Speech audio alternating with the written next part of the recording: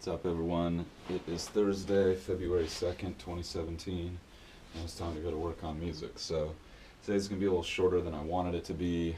Just struggling to make sure I get all my evening activities locked up, and my work hours have been going up a little bit at my other job, which is awesome. It's just means I need a little more diligence and discipline to keep that stuff um, on track time-wise. It's easy to overspend time there because I want to do a good job, obviously.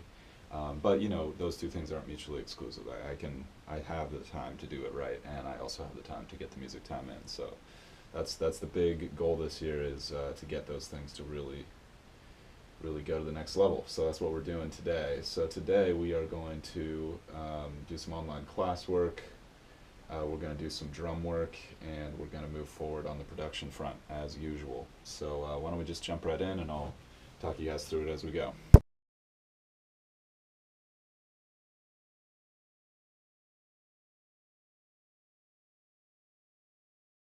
Alright, a little bit more information about bit width, which is really useful actually. He's talking about how if you record at really low volumes, you're not really maximizing the bit width available to you, and so you're effectively just recording at a lower resolution bit width.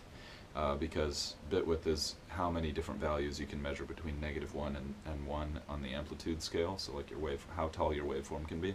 So if you're recording with these little waveforms, you're just wasting all these other bits that you could be using, and you're going to have a lower resolution recording. And that's something that actually I've been doing wrong recently, because I've been recording some of my stuff too quietly, and so it probably doesn't sound as pure as it could.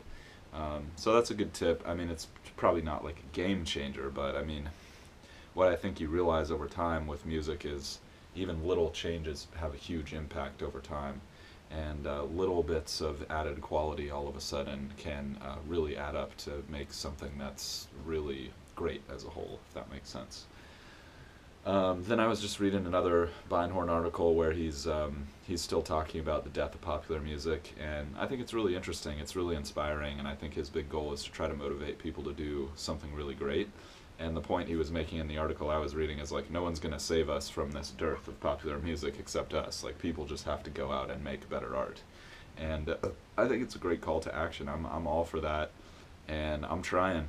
I mean, I'm afraid to say it. Like, I want to make something great, and I'm putting in the time, and I need to do a better job of doing that if I'm really serious about making it happen. And I'm being honest with myself right now, and sometimes it's difficult to be really tell yourself the truth. I think it's easy to avoid that, but just got to do a better job, and it's really that simple. So that's what we're doing right now. So let's play some drums on that note, and get better.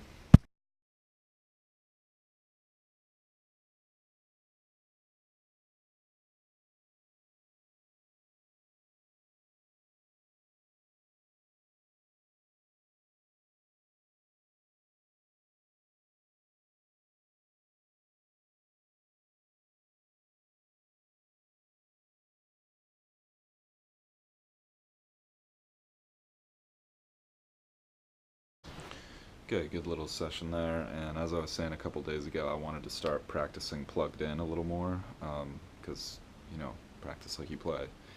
Um, so that was good. I think it's going to be a big adjustment. Maybe not a big adjustment. It's just an adjustment. It's really not that big a deal. But if you don't start practicing that way, then how are you going to get good?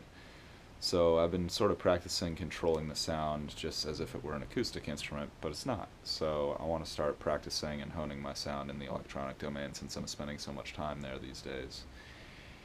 And yeah, off to a good start. So I'm really happy I did that. So now I'm going to take a little break and then do a little bit of production work, and then we're done.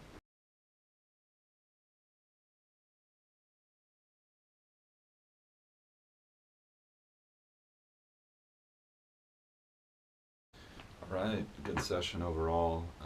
Little on the short side, but making progress.